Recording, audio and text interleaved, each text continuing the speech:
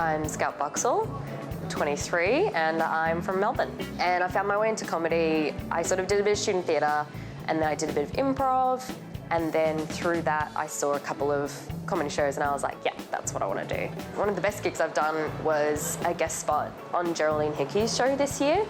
I do like a bit about Tim Winton and Australiana, and there was a woman in the front row who just absolutely lost it, and she was just like, it's so, and she just was inarticulate for like 2 minutes.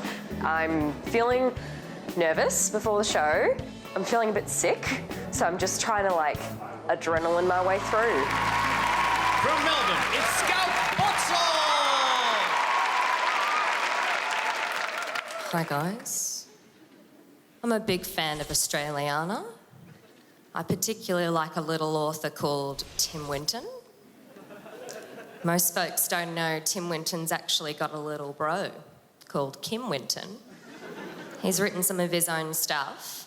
I'm going to read you a short story of his. It's called Flip's First Bushfire.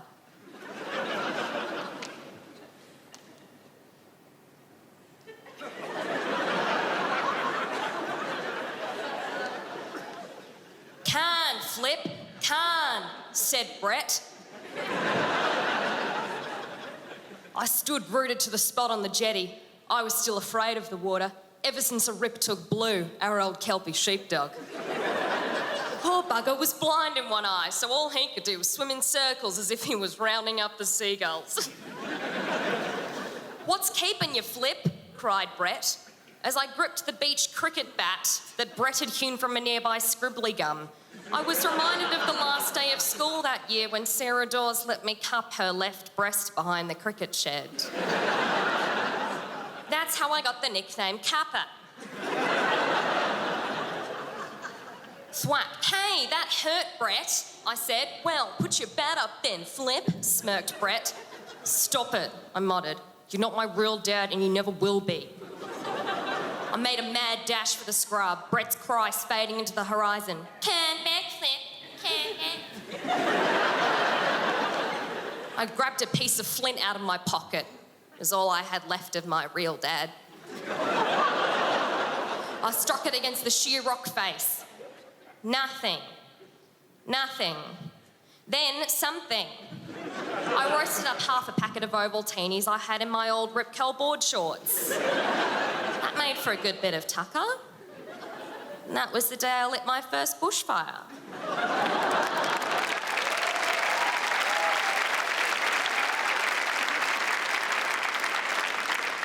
Everyone needs a little break from reality. I choose lesbian porn. Particularly the kind of lesbian porn that's been written by straight men.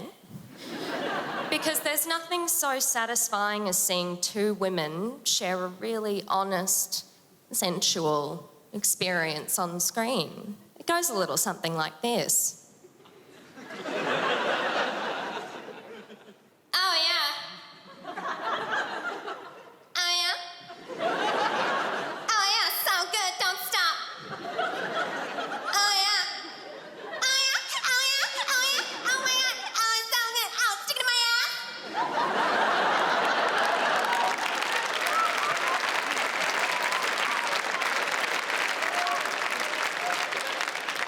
I'm a big fan of Eurovision.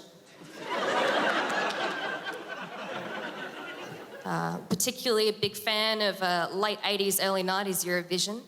My favourite Eurovision entry was from the Soviet Union in 1987. It got cut from the broadcast because it got a bit politically dicey. It was called Soviet Kisses by Dmitry Kremyevsky. It's never been seen in the West. Until now.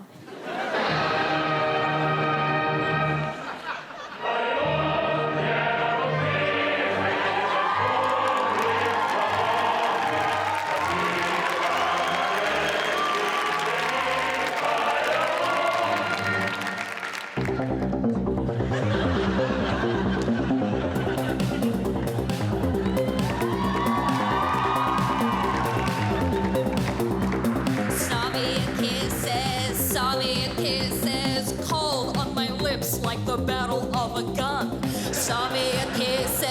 Soviet kisses, warm and soft like single potato.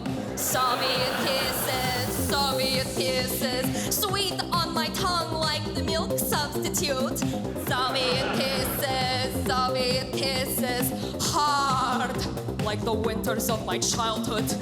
Oh baby, you're like the Berlin Wall. I'll never get over you.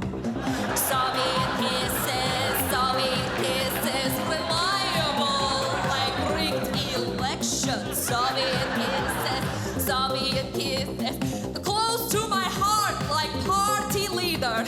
Soviet kisses, come on baby, lift this iron curtain. Soviet. Please help me, please, I wish to the effect, do not send me back.